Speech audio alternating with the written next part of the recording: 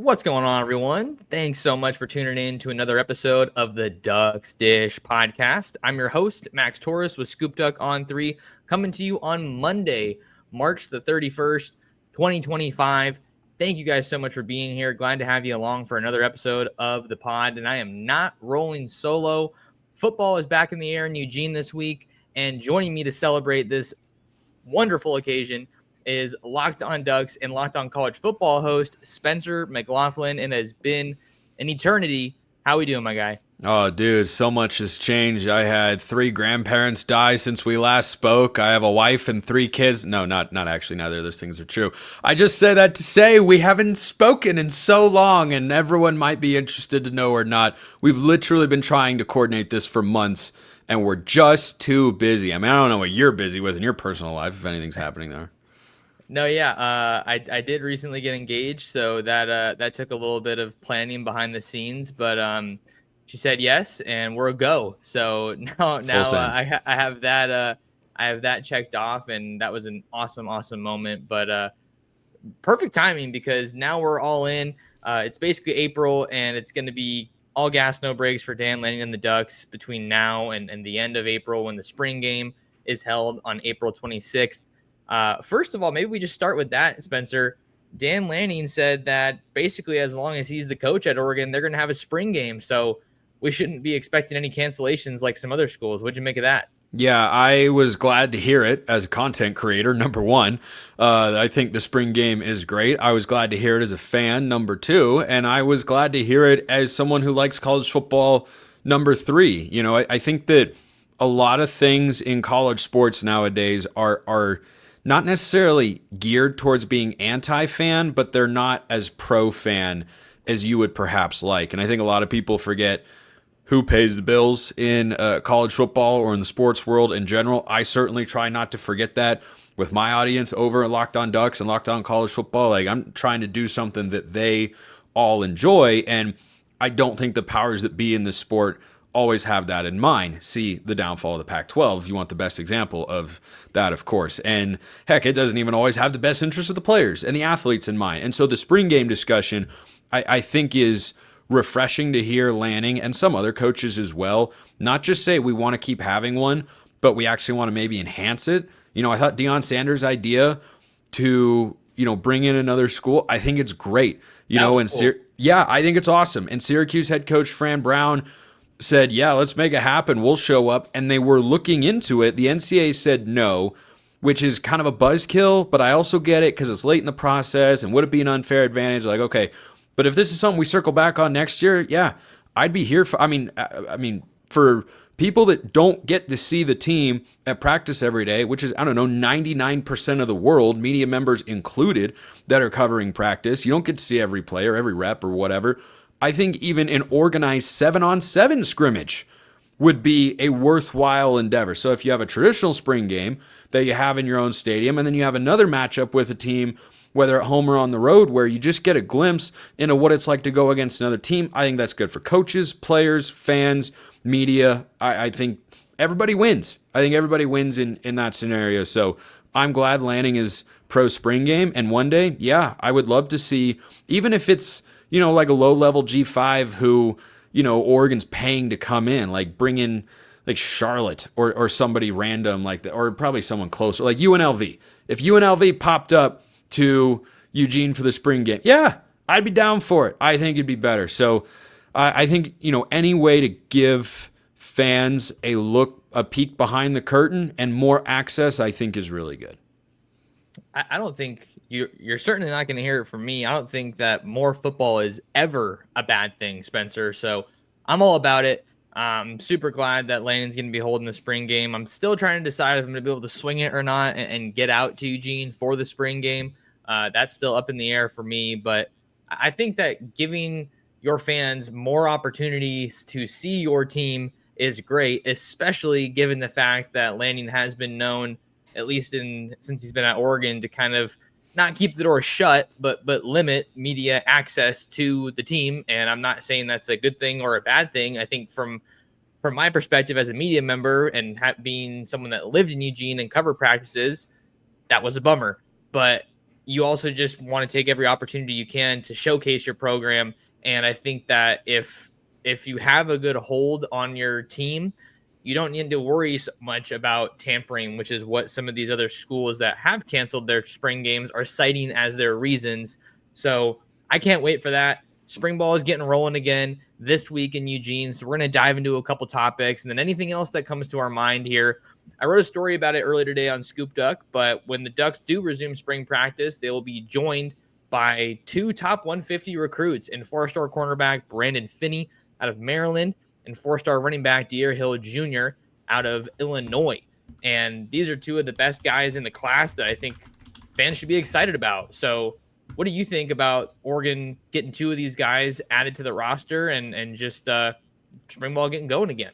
Yeah, I mean, I'm really interested by any member of the secondary. I think it's one of the principal storylines for the Ducks as spring football rolls along, because whatever you thought of the secondary last year, they were better than most people remember because their lasting impression was the Rose Bowl, and it was a disaster. But you lost your top 6 defensive backs from a season ago.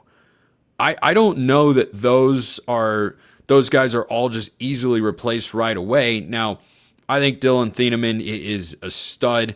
The reports and sound bites you hear about him are really, really good. You never really hear bad ones per se, but I think that the praise for Thieneman's been really high by spring quote standards. So expectations being high, I think are pretty warranted for the Purdue transfer. I really believe, Max, and obviously the coaching staff would never reveal this, and they know more than we do because they see a lot. I don't think any other defensive back spot is locked in for anybody. I really don't. Kennedy, the transfer that they brought over from Ole Miss, solid player. Don't think he's anything special. Theron Johnson from Northwestern, again, good player. Nothing that's blowing you away. Thieneman was a freshman All-American at Purdue a couple of seasons ago.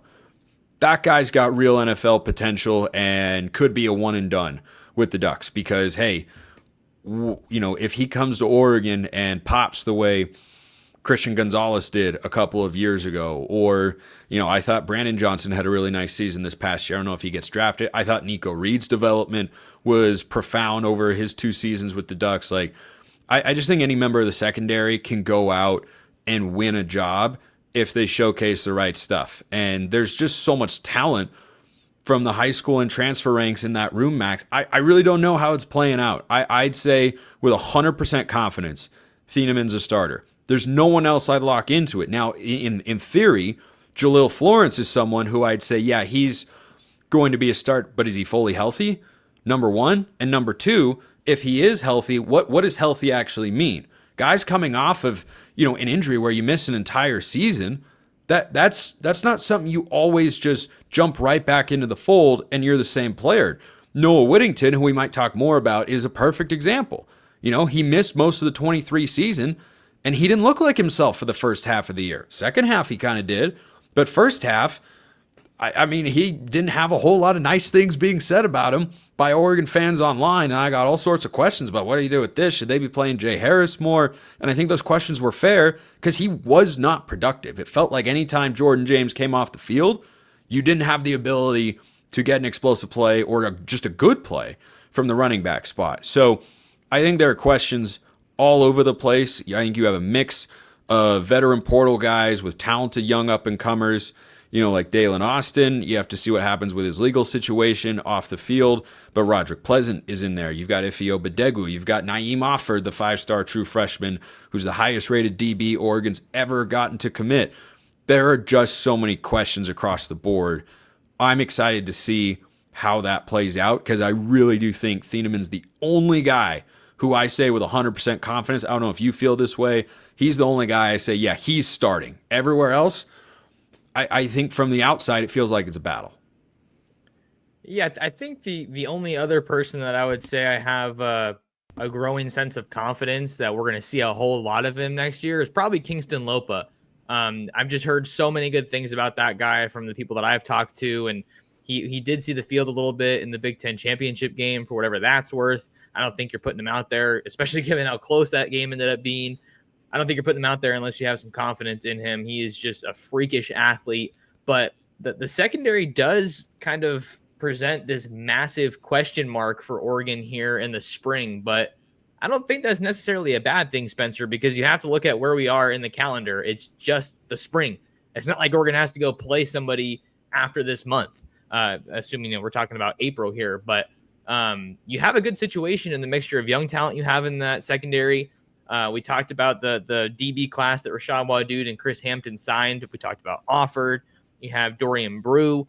You have Brandon Finney, who we just talked about. Trey McNutt is another one. So like they have some serious talent there. That might be the best defensive back haul in the country for 2025, Spencer. Does that mean we're going to see all those guys right away? Not necessarily, but you also have to think about Dakota Fields, who is coming back from an injury, and he's probably going to be rearing to go. Jaleel Florence, we talked about him. What kind of version of him are we going to get? So I think Ifeoma Badegwu, I think, has to get tossed in there. I've heard a couple rumblings that they like him a lot. Yeah, he's someone that I'm super excited about as well. Saw him play when he came out west in high school at St. Francis to play against Bosco.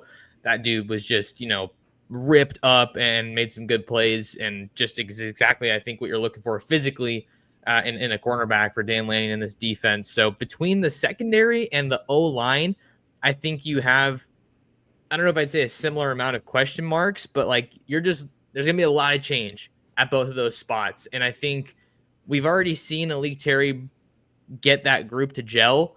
I think that there's just more intrigue for me with the secondary, and it's in a good way. Yeah, I agree with that, because the questions for those two position groups, I agree, those are the biggest ones facing Oregon in spring ball. They're different types of questions. I don't question who is going to start on the offensive line. I say with an 80% plus confidence, I would not go to 100, but I'd say your left tackle's Isaiah World, the Nevada transfer, right tackle, Alex Harkey, the Texas State transfer. Your guards are Matthew Bedford, who was out last year with an injury, and Emmanuel Prenon, who came over from USC, with Davey Uli as the first guy off the bench again, and you're starting Poncho at center. I think the most locked positions of those five are Poncho and Isaiah World, center and left tackle, most important spots. But again, how do you mesh? How do you gel? The O-line issues early in the season last year were profound and nearly cost Oregon games against, teams that are in non-Power 4 leagues in the state of Idaho. But they found ways to win. The issues there were different than what I think it could be this year. Last season, the Bedford injury, I think, really threw them for a loop. They thought, okay, we have to slide Poncho over to guard and put Charlie Pickard in at center. But then it became what a time that was. Yeah, I mean, it's hard to believe with where Oregon's offensive line wound up at the end of the year, one of the, I think, 5 or 6 finalists for the Joe Moore Award, that they allowed 7 sacks in 2 games to Idaho and Boise State. They ran for less than 3 yards a carry against Idaho in the first week. So I think that the big question for the O-line, how do they mesh and how quickly do they mesh? Because I don't expect them, with that many new players, to be at their peak really in any of the first 3 games. I think between Oklahoma State or Oregon State, and I'd probably say the Cowboys are more likely than the Beavs to give Oregon fits at Autzen Stadium. I think one of those games you will at least walk away from the offensive line feeling, they're okay. Room to grow. But by the time the Washington game rolls around, I think they'll be in really good form, because we've seen that with Alik Terry the last couple of years. But as we mentioned, that's a different question than the secondary, which is who's going to be there?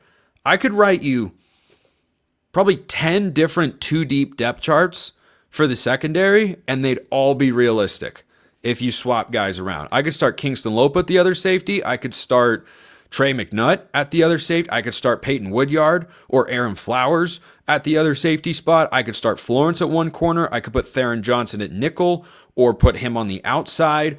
He's a little bit smaller, like he's the same build as Brandon Johnson, who was great at nickel, but Theron Johnson, I believe, played outside corner when he was at Northwestern.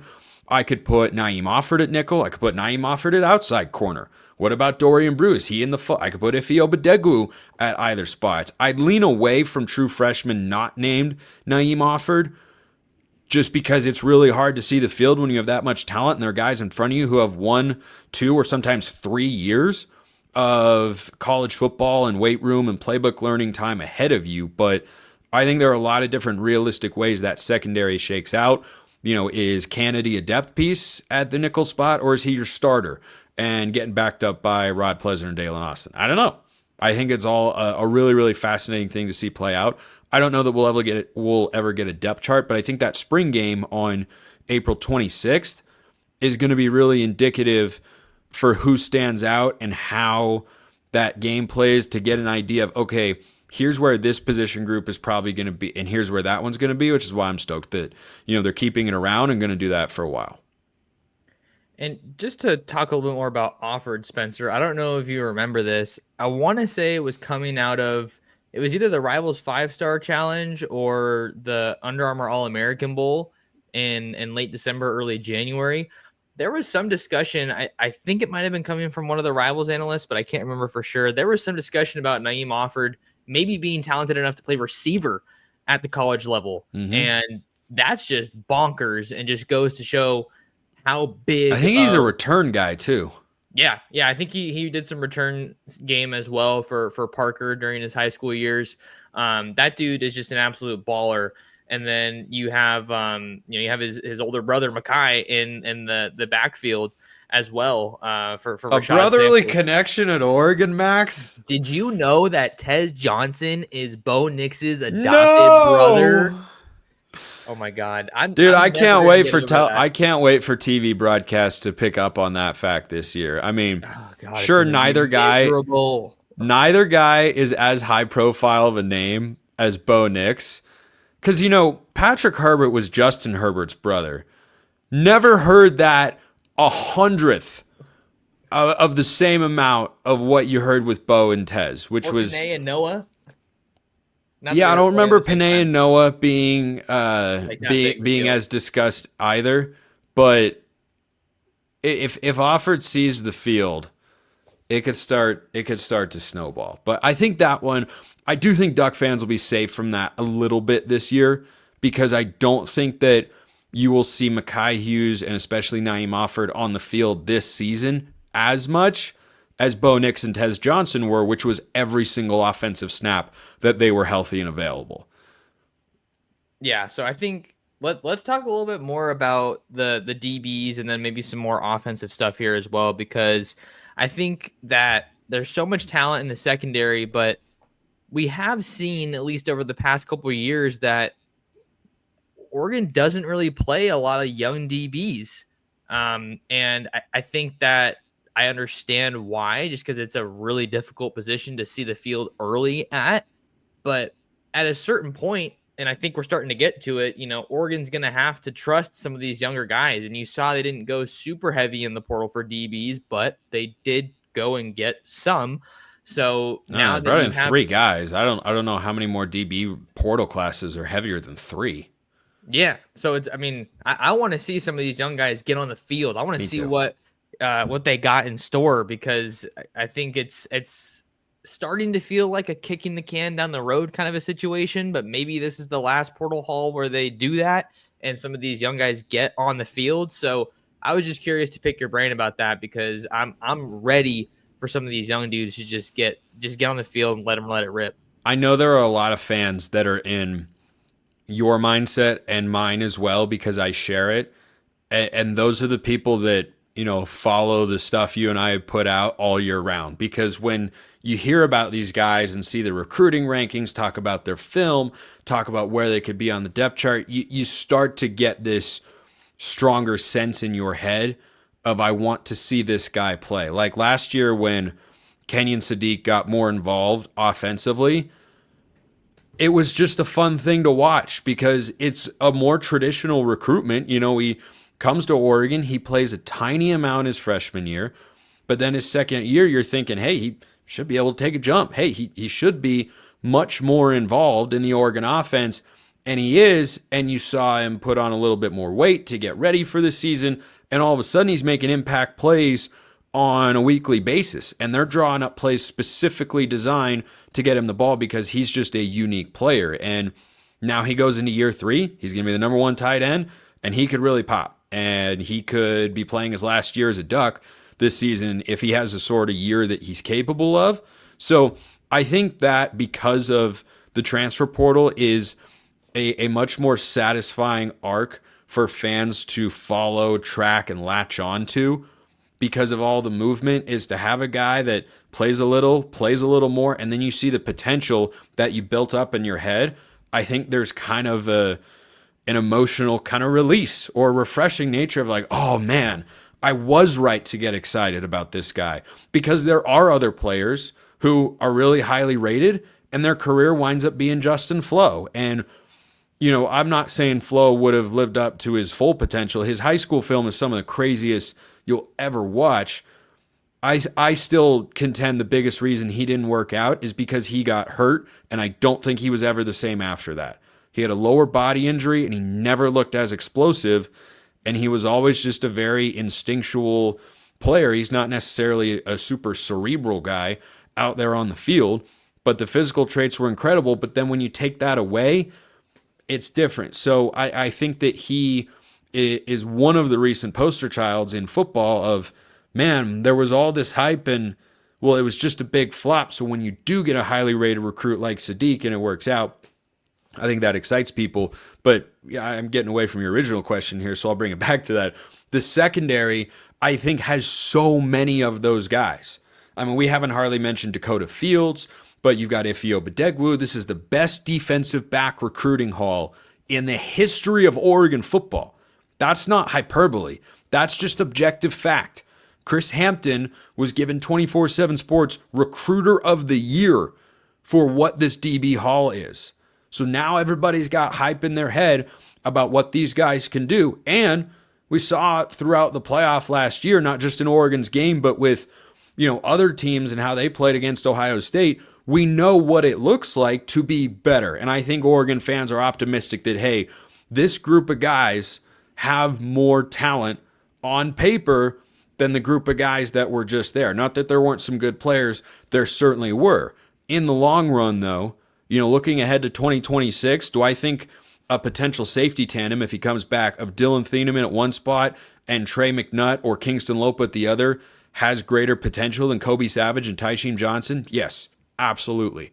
So, again, though, it's potential. And there are a lot of factors that go into fully realizing that. So, I think that's where I'm at with the secondary is I don't want to see him play, extensive snaps for a guy like Theron Johnson or Kennedy unless they are like game-breaking guys. Those are the only transfers that I'd want to see, like Jabbar Muhammad was Oregon's best cover corner this past year. That's who I want transfers to be, is like plug and play, instant impact. They're not all going to be that way, but that's just kind of what I prefer, because then otherwise it's, well, then why are you recruiting the high-level guys? Why are you putting all that investment into it if you're not going to put them on the field? So I think that the secondary just provides so many interesting potential position group battles or the way rotations could work. I'm fascinated to see how it all plays out because there are just so many bodies.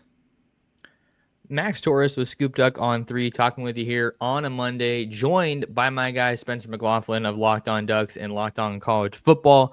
We got one more topic to get to today, but before we get to that, I want to remind you guys that you can check us out at ScoopDuck.com. $1 gets you 7 days of access to all of our premium stories.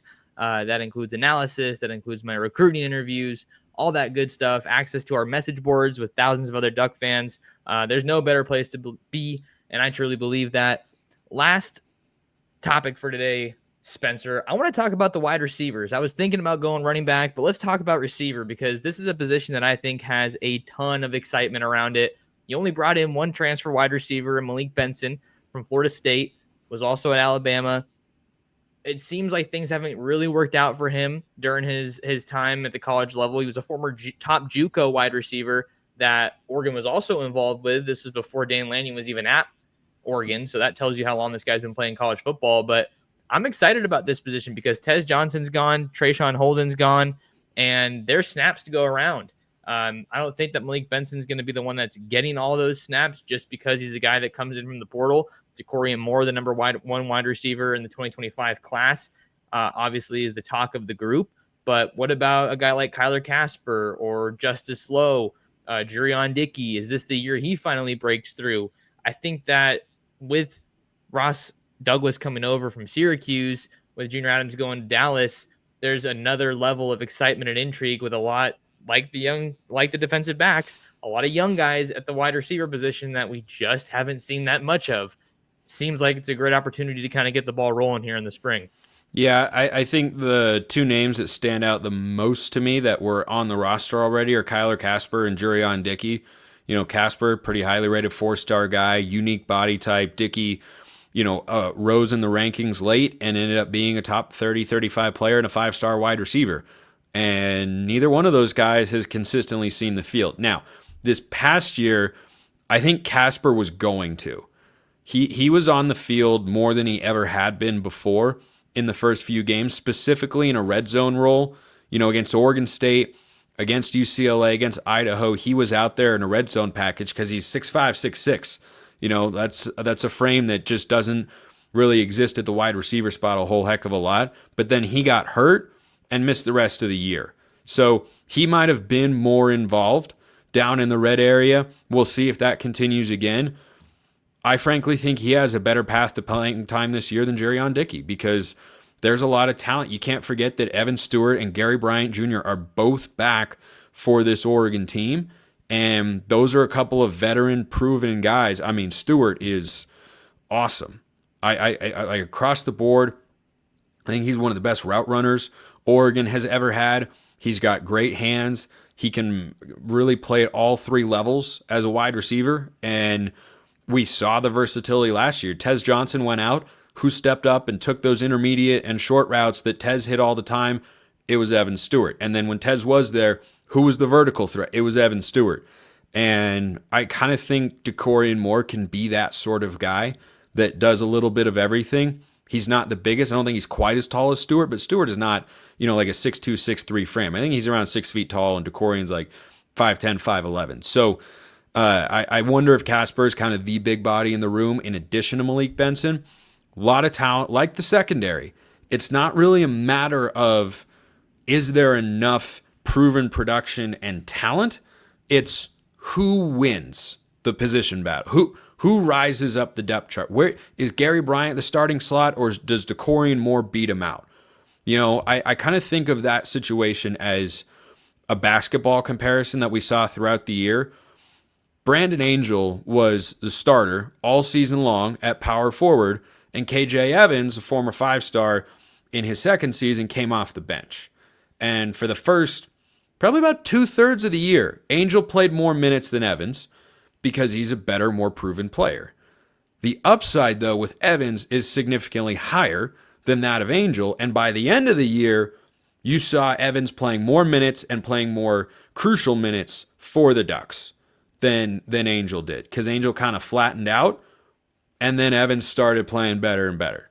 So I wonder if that's not how this looks for DeCorian Moore and Gary Bryant Jr., because Gary Bryant was one of the top 4 receivers in 2023. He also wasn't healthy last year. Does he get relegated to the number 5 spot all of a sudden? I mean, I wouldn't think. I mean, DeCorian is crazy talented. Insane.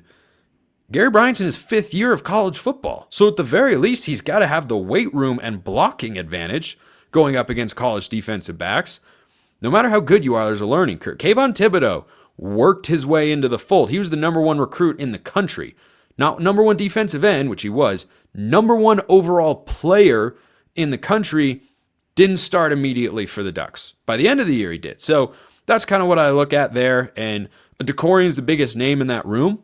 But they're just options. Like the defensive backfield, Max. There are just so many options. I am anxiously awaiting any nuggets that we get for these two position groups on the perimeter, because I can see it going so many different ways. Like with the DBs, I could probably write you 5 2-deeps that realistically make sense, and you just spin the wheel and tell me which one is going to play itself out. Yeah, there's so much talent across the board, really, if we're being honest here, Spencer. But for wide receiver, I'm looking to see not necessarily what kind of a year DeCorian Moore has, because I think the excitement's there, the talent's there. We all know about that. Like, is he going to have a Ryan Williams type season? Is he going to have a Jeremiah Smith type of season? I think that's what Oregon fans are hoping for. But for me, I think I'm just going to wait until I see him on the field and then go from there. But for Evan Stewart, I want to see, can he be consistent? Can he have like a handful or a stretch of really good games? Because we all talk about how well he did in the Ohio State game. But aside from that, I don't think he was as consistent as he or maybe the staff would have wanted to be. But I think he's going to be one of the biggest leaders in that room. Gary Bryant Jr., I really hope that guy can stay healthy because he was really talented. I think he is really talented, but has obviously just had some really difficult injury luck. But we're at right about the 30-minute mark, Spencer, so I definitely want to start winding it down here. But any final thoughts before we wind up for today? Yeah. I think with Stewart, he was a victim last year. He was really good for the Ducks, of course, and just like among the highest end number 2 wide receivers in the country. I think he was a victim of Tez Johnson. And what I mean is, I think Stewart would have been a 1,000-yard receiver for the first time in his career. He's fully capable of that if Tez Johnson hadn't decided to come back. But he did, and he's there, and it didn't surprise me that Gabriel latched on to them. Well, he's not there anymore. And I don't know, if Dante Moore or whoever winds up starting, I suspect it'll be Dante. I don't know if he's going to latch on to somebody else quicker. Like, I think the opportunity for Dante Moore, who was on the team with Evan Stewart last year, and Evan Stewart was healthy the whole season. I don't know that, there's anyone else that would have as ingrained of an advantage while also having the upside talent to be Dante Moore's favorite go-to target. Last year on third down, Dylan Gabriel was looking at number 15. Why the heck wouldn't you? But right now, Max, in the spring game, for either quarterback, if you have the first row of wide receivers out there with you, who are you looking to on third down? Because I'd probably be looking Evan Stewart's way. Yeah, Evan Stewart, or if we, I don't know if it's cheating to count Kenyon Sadiq or Kyler Casper with that massive frame. A lot of ways you can go. I think I love Casper's upside. I haven't seen him consistently be able to separate from DBs yet. I think that's where he's got to take a step forward. Stewart can do anything. Screen pass, you could probably give him an end around, deep shot, post, corner, comeback. Like, he's got the whole route. Jeremiah McLaughlin, we haven't even talked about him, or Dylan Gresham. Haven't talked about him either. Yeah, crazy. We could do an entire pod on wide receivers. Maybe that's what you and I will do for my show on Wednesday. Yeah, I'm going to be making an appearance on LockedOn Ducks, so don't want to give too much away there. But if you want to find more of Spencer, you can follow him at @SMcLaughlinCFB. You can find me anywhere at Torres Sports. Subscribe to the ScoopDuck on through YouTube channel. And while you're at it, just go subscribe to ScoopDuck.com. It's only $1, and I'll do my very best to make sure it's worth your while. But share the show. Thank you guys so much for being here, and we'll see you in the next episode of the Ducks Dish Podcast.